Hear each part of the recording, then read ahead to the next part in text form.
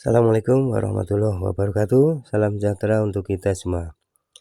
Bagaimana kabar Bapak, Ibu, sahabat guru, sahabat kepala sekolah, dan pengawas? Semoga dalam keadaan sehat walafiat dan tetap semangat di dalam menjalankan tugas-tugasnya. Bapak, Ibu, guru, kepala sekolah, dan pengawas, sudah tentu ya, salah satu yang harus dilakukan oleh Bapak Ibu kepala sekolah terutama ya adalah supervisi ya. Nah, supervisi ini penting sekali untuk dilaksanakan adalah dalam bentuk penilaian terhadap kinerja yang dilakukan oleh Bapak Ibu guru sebagai anak buah ya dari Bapak Ibu kepala sekolah. Tentu saja kinerja ataupun kegiatan pembelajaran yang dilakukan oleh guru itu harus dinilai, dicek ya, dievaluasi supaya apa? Supaya ada peningkatan ya.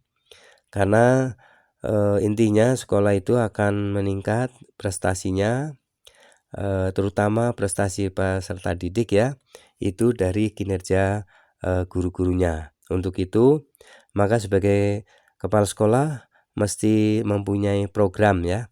Program dalam arti program supervisi akademik untuk guru-guru. Untuk itu maka Bapak Ibu kepala sekolah harus mempunyai program supervisi akademik di sekolah masing-masing. Ini dilakukan agar kegiatannya bisa terencana.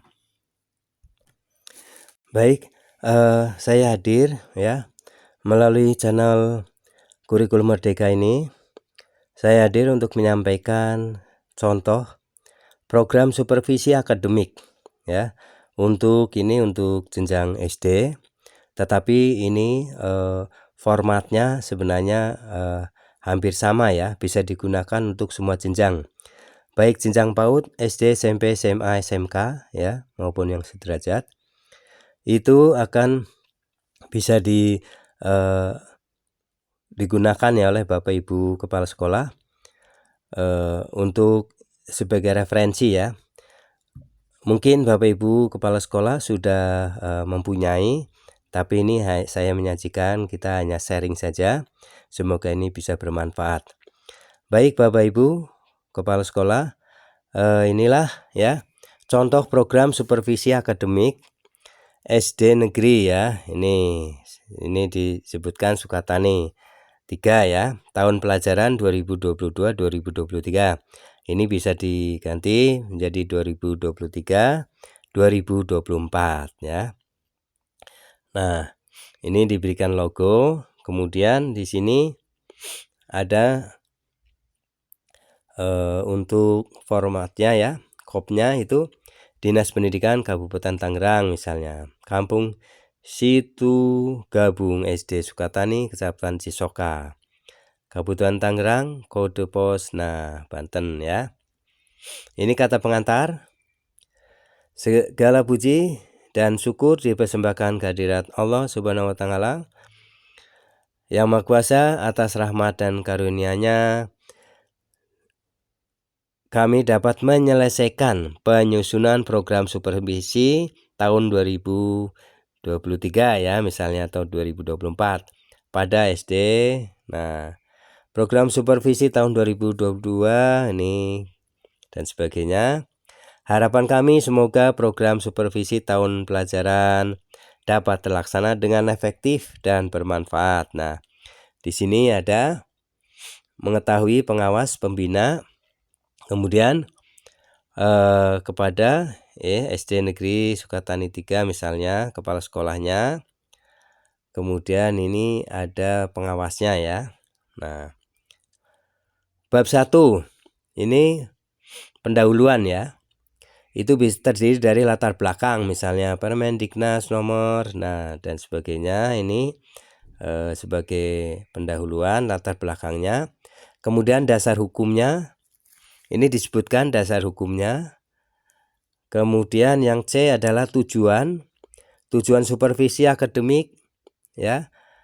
adalah ini disebutkan ya, membantu guru dapat lebih mengerti, menyadari tujuan-tujuan pendidikan di sekolah, dan menghindari tuntutan-tuntutan terhadap guru yang di luar batas atau tidak wajar ya. Nah, ini bisa disebutkan. Nah, sekarang bab 2. Bab 2 itu berisi A, rencana supervisi akademik. Nah, di sini ya di pembukuannya ya, di awal deskripsinya, kompetensi kepala sekolah yang keempat ialah kompetensi supervisi akademik. Kegiatannya meliputi membuat jadwal pelaksanaan, menentukan teknik, dan sebagainya ini ya. Ini kemudian nah B ini teknik-teknik yang digunakan dalam pelaksanaan supervisi apa? Ini disebutkan, dijelaskan di sini. Kemudian dari teknik-teknik itu bisa Bapak Ibu jelaskan juga ini teknik supervisi yang bersifat kelompok. Nah, ini sistemnya seperti apa? Melalui rapat guru ya. Kemudian di sini studi kelompok antar guru ya. Dan diskusi, misalnya melalui diskusi. Nah, ini disebutkan melalui workshop juga bisa ya. Nah, tukar menukar pengalaman ya, tukar menukar pengalaman atau sharing of experience ya. Maaf kalau ada salah ucap. Teknik-teknik individual dalam supervisi. Nah, tadi kelompok, teknik kunjungan kelas. Bapak Ibu bisa mengikuti teknik dengan kunjungan kelas ya. Kemudian teknik observasi kelas, teknik percakapan pribadi, intervisitasi mengunjungi sekolah lain, kemudian penyeleksi berbagai sumber materi untuk mengajar. Nah, kemudian menilai diri sendiri ya. Ini apa? Dijelaskan di sini. Prosedur kegiatan supervisi pengajaran pelayanan profesional guru. Nah, ini prosedurnya seperti apa?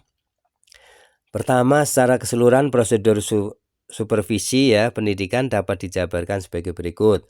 Prosedurnya pertama, pengumpulan data ya. Di sini dijelaskan penyimpulan dan penilaian, diskusi kelemahan ya, disampaikan kelemahan-kelemahan Bapak Ibu guru itu apa secara ini agar diketahui oleh guru ya. Kemudian memperhatikan kelemahan dan meningkatkan kemampuan guru. Nah, setelah diketahui ada kelemahannya di misalnya pada penerapan metode atau tidak menggunakan media untuk pembelajaran. Nah, ini perlu diingatkan dan ditingkatkan, disampaikan solusinya apa ya. Kalau tidak misalnya dalam penggunaan media itu tidak tersedia ya di sekolah, maka kepala sekolah secara inisiatif ya memberikan solusi ya secara kreatif untuk membuat ya dengan memberikan fasilitas misalnya bahan-bahan dan sebagainya ya, alat dan bahannya. Kemudian bimbingan dan pengembangan ya, penilaian kemajuan.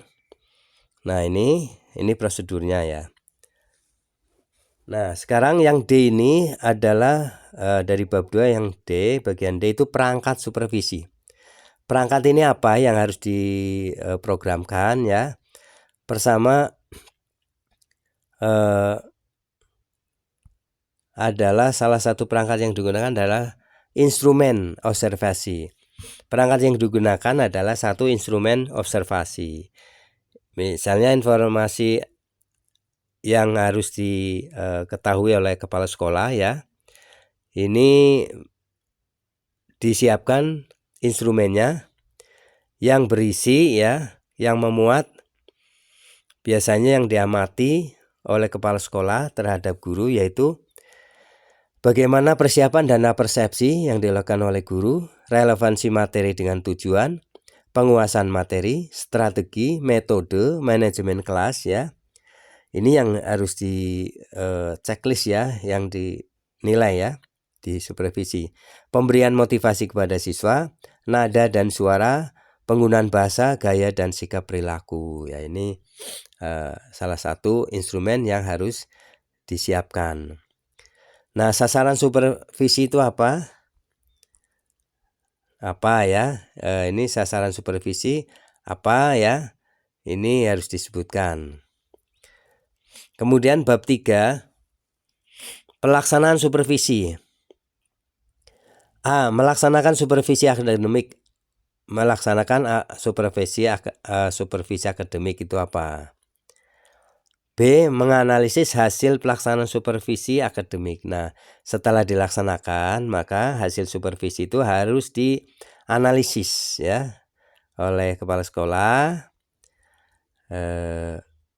bersama dengan guru yang bersangkutan ya, agar ada solusi ya.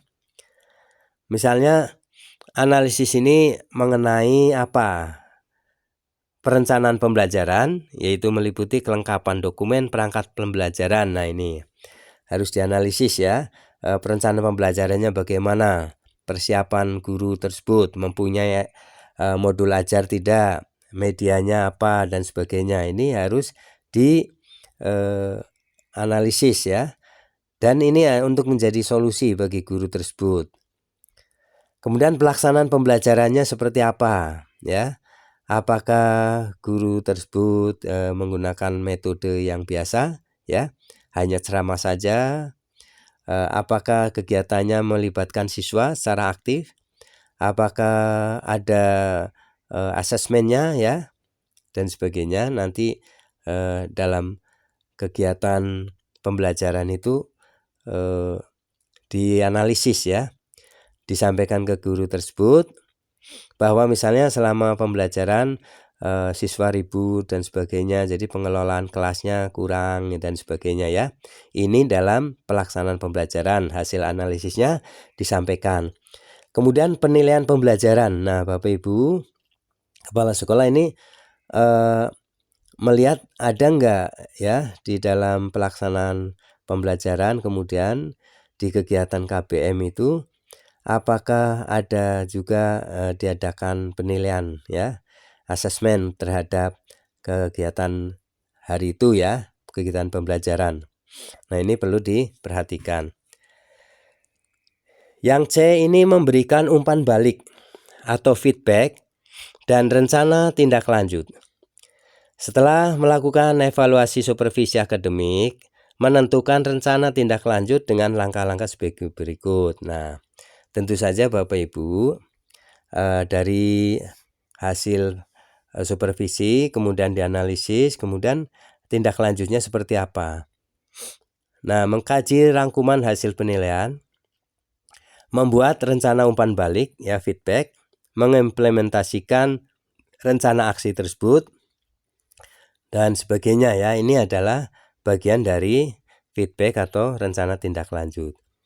Nah, ini lampiran-lampiran di dalam program supervisi akademik ini harus dilampirkan ya.